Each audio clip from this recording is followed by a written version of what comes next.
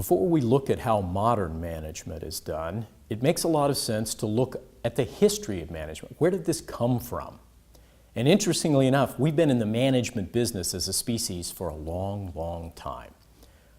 We think the earliest examples of management come from the organization of tribes and hunting groups in prehistory.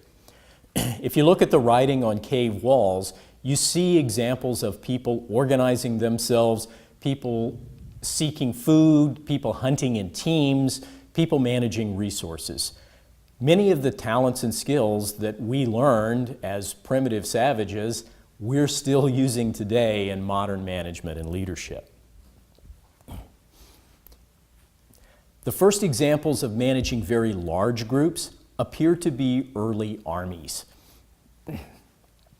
Armies at the time were a pickup game. If you had to fight a war, the local chieftain or the local king sent out a call for all of his peasants to show up, bring the heaviest club they could find, and be ready to fight. When the war was over, everybody went back to farming and hunting and the things they had been doing beforehand. So there was a need to very quickly be able to bring people into the organization, train them in their roles, give them specific assignments, execute the plan, lead them into battle, then hopefully you won, but either way afterwards, then manage the return back to economic production in other parts of life.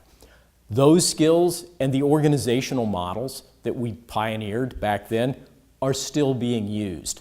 You would think that after thousands of years we might have had better ideas about how to do some things, but honestly, many of those things are still used today because they work.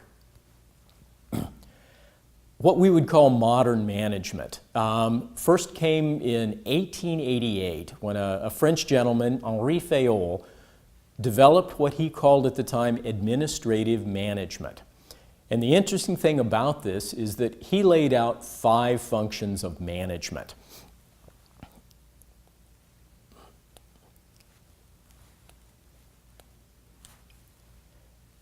Planning, organizing, and controlling still make up 3 of the 4 functions of management that we use today.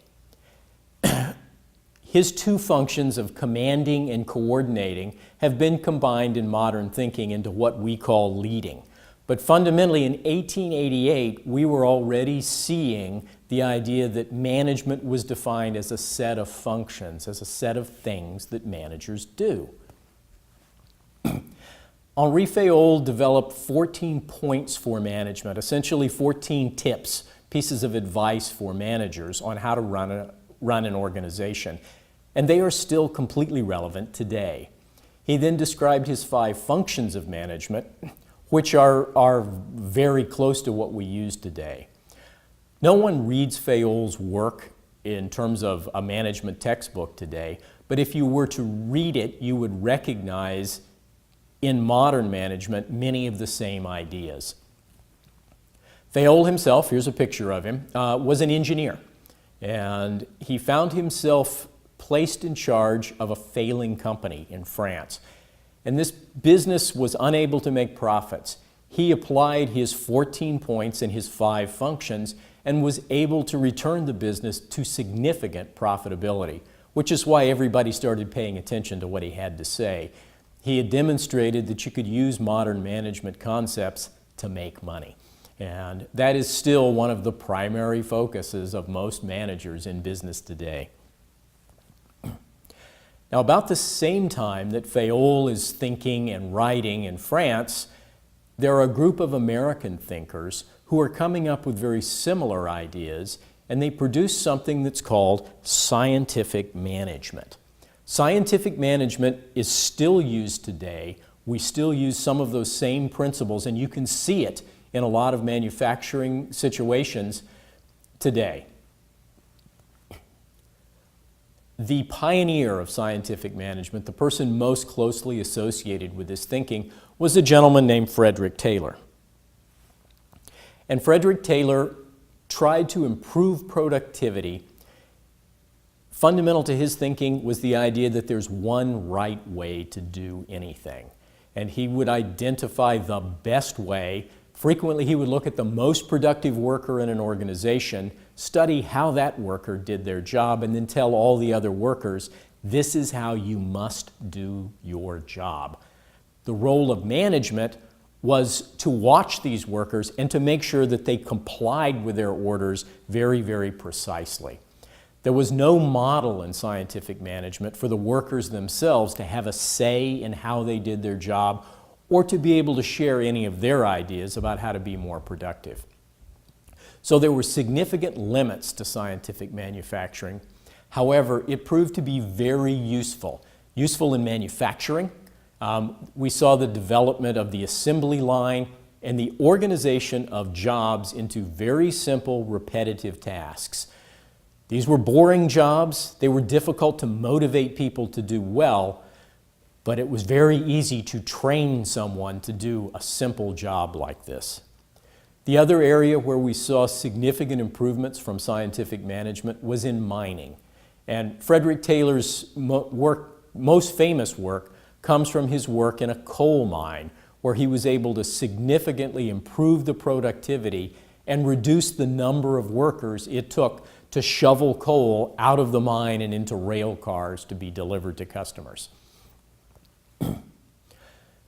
Along with Frederick Taylor, there were a married couple, Frank and Lillian Gilbreth, who were very interested in breaking down work into its tiniest, smallest, most precise pieces and to determine exactly how long it took to do each of those pieces.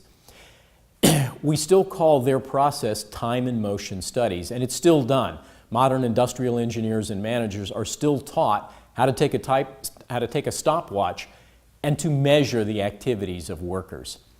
Interesting piece of trivia that not everybody knows.